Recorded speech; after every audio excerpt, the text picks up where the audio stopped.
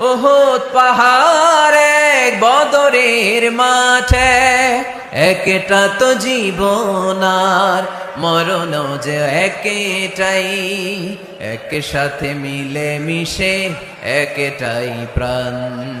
তবে কেন এক নও হে মুসলমান, একে হও করিয়া হবান। আমাদের প্রভু এক নবীর উম্মত, জীবন বিধানে ওই শিবানী কোরআন।